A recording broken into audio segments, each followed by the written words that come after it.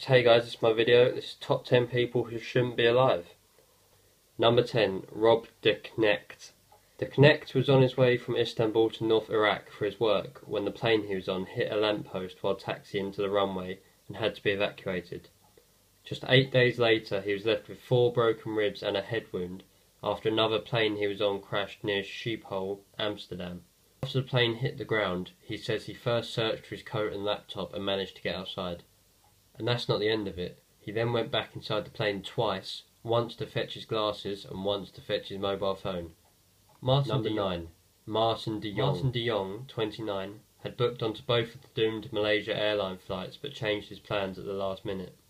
The cyclist, who travels around the world to compete for Malaysia's Terengganu cycling team, was meant to be on the MH17 flight that was shot down but declined to fly at the weekend. And in March he exchanged his ticket on the flight MH370, which vanished without a trace. Number 8. TSUTOMU Yamaguchi.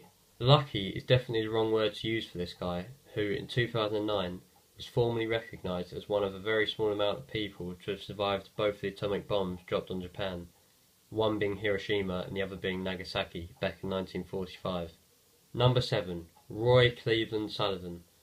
Roy Cleveland Sullivan, 1912 to 1983, was a park ranger in Shenandoah National Park in Virginia. Between 1942 and 1977, Sullivan was hit by lightning 7 times, which earned him an immortal place in the Guinness Book of World Records.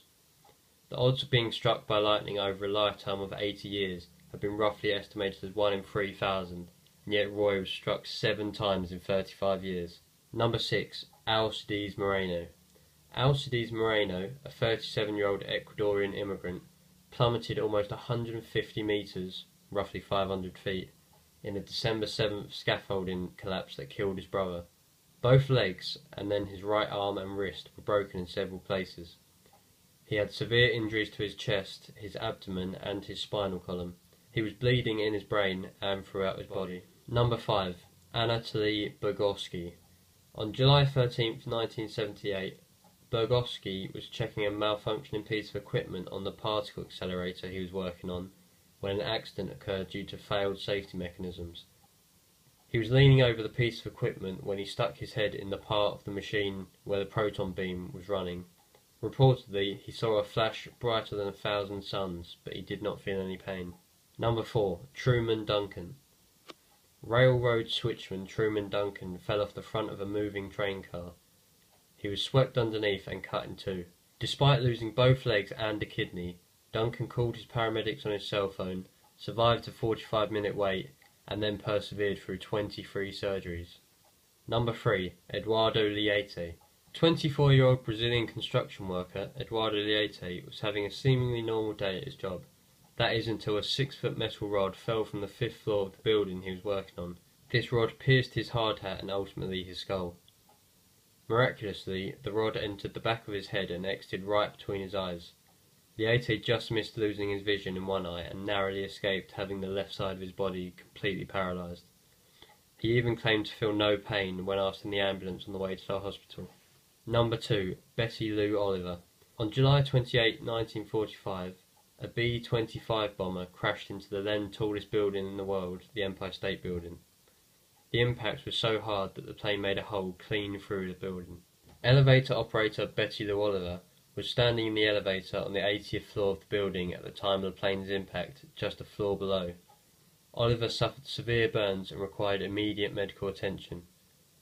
Rescue crews put her right back in the elevator to get her to the hospital as soon as possible, but the cables were so badly damaged they snapped and sent Betty Lou plummeting 75 floors to the basement of the building.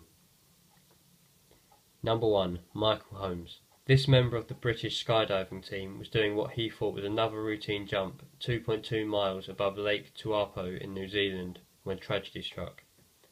Holmes tugged at the ripcord to release his parachute, but nothing happened. Frantically realising his parachute will not open, he attempted to release his reserve parachute with no luck.